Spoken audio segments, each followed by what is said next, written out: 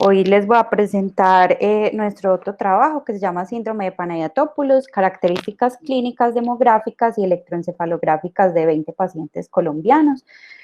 Quien les habla es María José Jiménez, residente de Neurología Infantil. Mis coinvestigadores fueron la doctora Juliana Trujillo, que les acabo de hablar, compañera pues en la residencia de neurología, el doctor René Andrade Machado, que es neurólogo y ahora fellow de epilepsia pediátrica en el Hospital de Niños de Michigan, la doctora Angélica Arteaga, que es profesora neuropediatra de la Clínica León 13, el doctor Dagoberto Cabrera, neuropediatra del Hospital San Vicente Fundación, el doctor Cornejo, que también es docente de la universidad, y el doctor José Zapata Berruecos, que es neurólogo, PhD en epilepsia e imágenes diagnósticos, y hace parte del Departamento de Neurofisiología del Instituto Neurológico de Colombia. Entonces vamos a empezar hablando un poco del síndrome de Panayotopoulos. Se describió inicialmente por Crisóstomos Panayotopoulos en 1988. Es un síndrome epiléptico que está reconocido por la ILAE y se reporta una alta prevalencia en niños, aproximadamente 0.6 a 3 por 1000 niños. El pico de incidencia es entre los 3 y los 6 años de edad y se calcula que aproximadamente el 13% de las crisis afebriles en niños corresponden a esta patología. No hay diferencia de raza ni de sexo. Es el segundo síndrome epiléptico focal que antes se llamaba idiopático de la infancia, después de la epilepsia con puntas centrotemporales. En Colombia no tenemos ningún dato acerca de las características de los pacientes con este diagnóstico. La presentación clínica, los niños presentan crisis autonómicas de larga duración, incluso con estatus epiléptico autonómico, y las crisis generalmente son nocturnas. Es muy prominente el vómito y las náuseas ictales, y las manifestaciones motoras se caracterizan sobre todo por desviación cefálica y ocular. Rara vez hay evolución a crisis tónico-clónicas bilaterales. Se ha reportado la asistolia y la apnea ictal como parte de todos esos fenómenos autonómicos, y es importante el conocimiento de esto en todos los centros de atención pediátrica, porque se confunde muy fácilmente con otras entidades no neurológicas.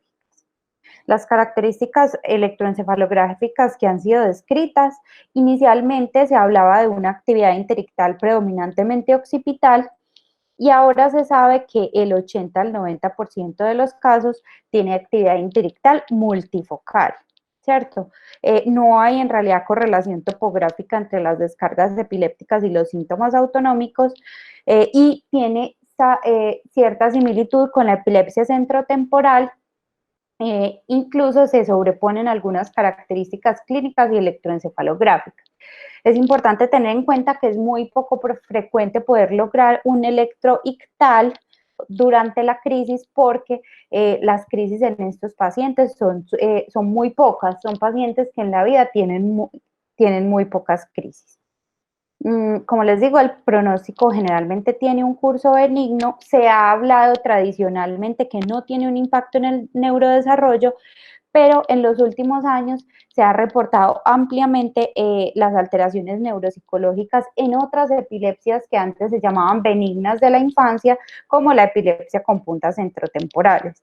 En los últimos años han venido apareciendo estudios y reportes en la literatura de los pacientes con síndrome de Panayotopoulos que tienen alteraciones en la aritmética, en la comprensión, en el ordenamiento de dibujos, comparado con controles sanos, pero no se ha podido demostrar una alteración en el coeficiente intelectual.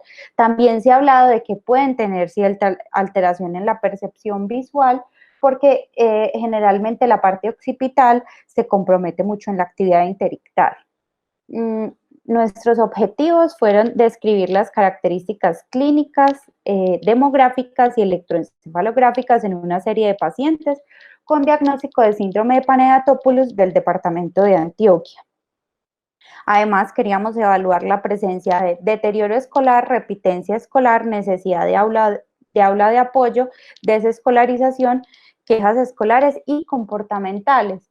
Todo esto teniendo en cuenta lo que se ha encontrado con la epilepsia de puntas centrotemporales, donde se ve que neuropsicológicamente no tienen ese curso tan benigno como el que se habla. Este es un estudio descriptivo retrospectivo de una serie de pacientes con diagnóstico de síndrome de Panayotopoulos en 2 centros de electroencefalografía de la ciudad de Medellín entre 2007 y 2019. Se realizó una revisión de historias clínicas en pacientes que tuvieran este diagnóstico y estuvieran registrados en una base de datos que están en CECLAB y en el Instituto Neurológico de Colombia, verificando los criterios de inclusión. Los criterios de inclusión fueron pacientes con crisis epilépticas que tuvieron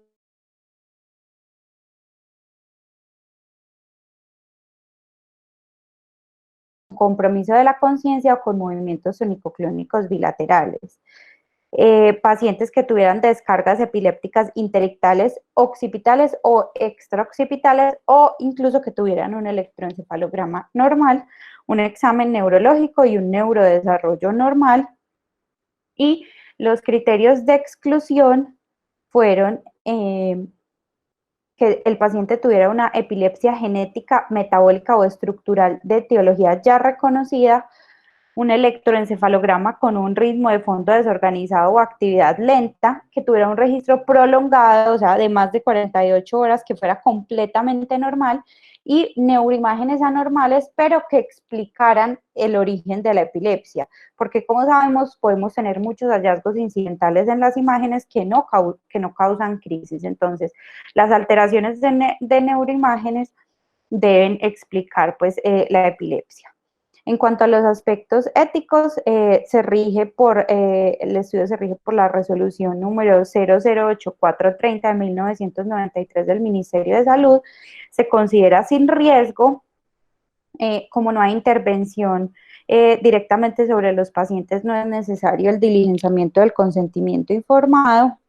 El protocolo fue aceptado por el Comité de Ética Médica, tanto del Instituto Neurológico de Antioquia, de CECLAB y de la Facultad de Medicina de la Universidad de Antioquia, y en todo momento se respetó la confidencialidad de los pacientes. Se realizó una base de datos en Excel 2010 y se exportó al software estadístico SPSS versión 23 para realizar los análisis.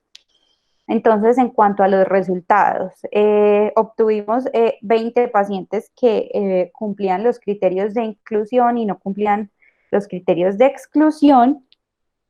10 pacientes fueron de sexo femenino, 10 pacientes de sexo masculino, o sea, pues mitad y mitad. La procedencia de estos pacientes, solo 3, o sea, el 15% fueron de la ciudad de Medellín. 8 fueron procedentes de municipios de Antioquia diferentes al oriente antioqueño. 6 pacientes fueron del oriente antioqueño, que corresponde a un 30%, y 3 pacientes eran por fuera de Antioquia. 5 pacientes, o sea, el 25% tenían historia personal de crisis febriles. La historia familiar de crisis febriles estuvo presente en 10 pacientes y el 45% de los pacientes tenían historia familiar de epilepsia.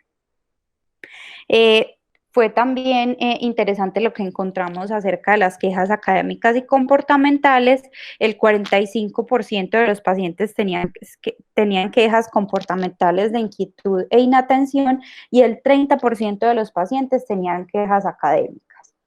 La edad de la primera crisis fue muy similar a lo reportado en la literatura mundial. El promedio de edad fue de 3.6 años en la primera crisis, con un rango de edad entre 2 y 8 años. 16 pacientes, o sea, el 80%, iniciaron con crisis antes de los 5 años, que es pues concordante con lo que se ha reportado. Las características de las crisis más importantes fueron el vómito y las náuseas ictales en un 95% de los pacientes, la palidez en un 70%, la desviación ocular en un 55%, los signos motores focales en un 45%, la sudoración, la cialorrea y la cefalea se reportaron cada uno en un 30%, la pérdida del tono postural y la desviación cefálica en un 25% cada uno. Y también hubo dolor abdominal en un 20%, la tos, los movimientos tónico-clónicos bilaterales y la taquicardia en un 10% cada uno, la relajación de esfínteres y la cianosis en 5%. El 85%, o sea, la gran mayoría de los pacientes tuvo crisis durante el sueño. El resto, que era un 15%, las crisis eran en vigilia. La duración de las crisis, como les hablaba, este síndrome se caracteriza por crisis muy largas que nosotros también encontramos. La duración promedio de las crisis fue de 31.35 minutos, con una duración mínima reportada de 7 minutos y máxima de 120 minutos, o sea, fueron crisis muy largas. El total de crisis, el 70% de los pacientes presentaron menos de 6 crisis, 3 pacientes presentaron una sola crisis y solo tuvimos un paciente que presentó más de 20 crisis. Esto es pues concordante con lo que reporta la literatura mundial y probablemente este paciente correspondía a una evolución atípica del síndrome de Panayotopoulos, que también se ha reportado. En cuanto a la actividad interictal, encontramos que la mayoría de los pacientes tenían actividad epileptiforme multifocal. Fue llamativo que el 20% de los pacientes tenían registros electroencefalográficos normales y seguidos por actividad interictal occipital, seguida por centrotemporal y finalmente un paciente con actividad generalizada. En cuanto al tratamiento, como les hablaba, tiene un curso benigno, se controla fácilmente con anticonvulsivantes y esto fue lo que nosotros vimos, el 90% de los pacientes solo tuvo un medicamento, un paciente no requirió medicación y solo un paciente requirió politerapia con varios medicamentos. El medicamento más usado fue el ácido valproico, seguido por la carbamazepina, luego el levetiracetam. En 4 pacientes se usó clobazam y pues otros medicamentos en un paciente. Sí, como les digo, el más usado, el ácido valproico. Dentro de los estudios imagenológicos, 12 pacientes tuvieron una resonancia normal, 2 pacientes una resonancia anormal, pero que, como les dije, dentro de los criterios de exclusión, esta resonancia anormal no podía explicar la epilepsia y no fue realizada en 6 pacientes, que esto fue llamativo porque dentro de las recomendaciones para este síndrome siempre va a estar la solicitud de resonancia para descartar otras patologías. También se realizaron tomografías computarizadas de cráneo en 5 pacientes, que fue anormal en un paciente y normal en 4. Bueno, esos fueron los resultados. Ya para seguir con la discusión, es importante notar que esta es la primera serie de casos reportada en Colombia de pacientes con síndrome de Panayotopoulos. Las características semiológicas, la edad de inicio, la distribución demográfica son muy parecidas a lo que sabemos de la literatura mundial, pero encontramos unas cosas interesantes para nuestra población. El electro también es muy parecido a lo que ya sabíamos, principalmente es multifocal, aunque nosotros tuvimos un número más aumentado de pacientes con electroencefalograma normal.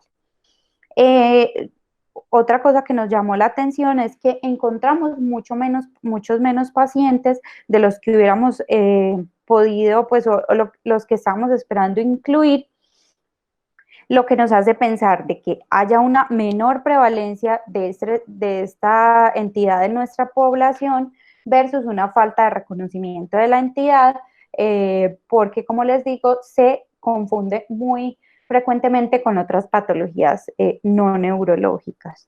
Entonces, esto pues es como para pensarlo y para concientizar también a nuestros pediatras y a toda la población que atienda niños.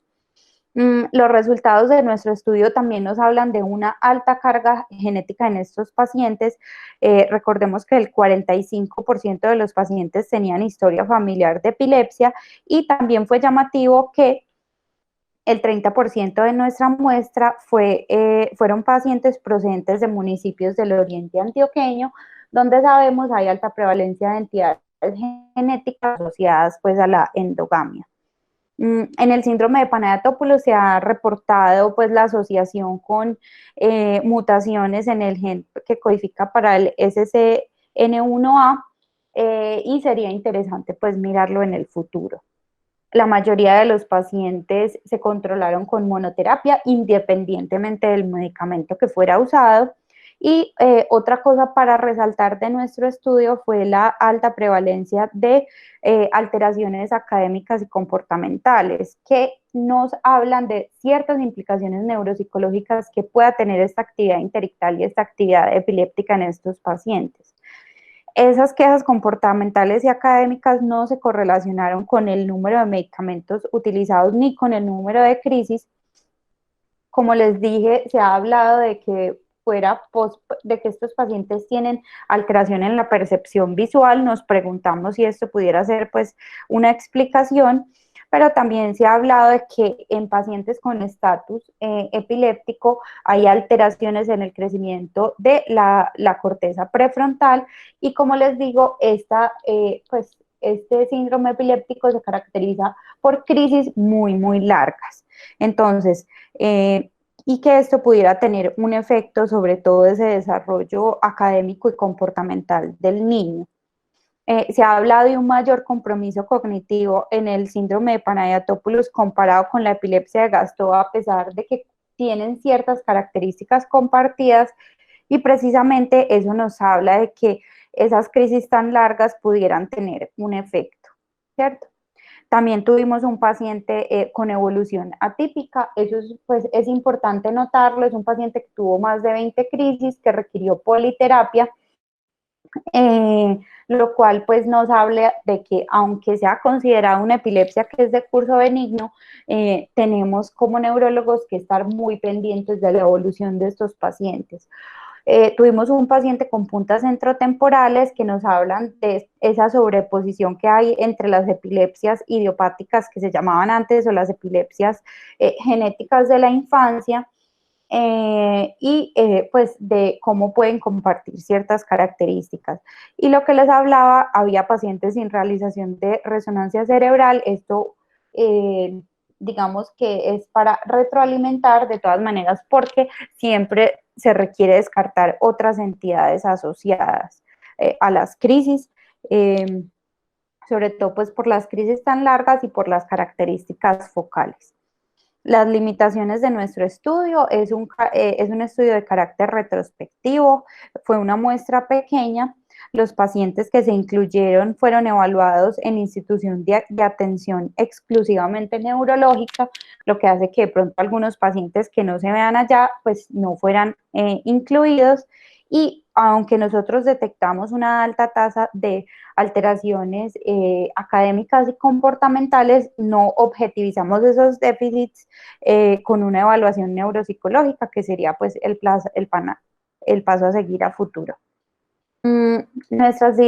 La dirección futura que nos deja este estudio es definitivamente que se debe continuar investigando acerca de ese cambio de paradigma de la completa inocuidad de estas epilepsias genéticas que tradicionalmente se han considerado benignas, entre comillas. Se le explicaba a los padres que no iba a producir mayores alteraciones y que su hijo pues iba a tener un desarrollo completamente normal. Lo que podemos ver es que a grandes rasgos el neurodesarrollo es normal, pero que sí podemos tener ciertas cosas a nivel académico y comportamental y que esto afecta directamente la calidad de vida. Por eso hay que buscarlo, diagnosticarlo y apoyar, pues tratarlo y apoyar a la familia en todo esto. Además de todo esto, la investigación en la genética del síndrome de Panayotopoulos también es un campo promisorio que probablemente arrojará pues resultados pues de un origen poligénico de esta entidad, pero digamos la alta carga genética que encontramos nos motiva pues a seguir buscando en el futuro las posibles asociaciones genéticas. Muchas gracias.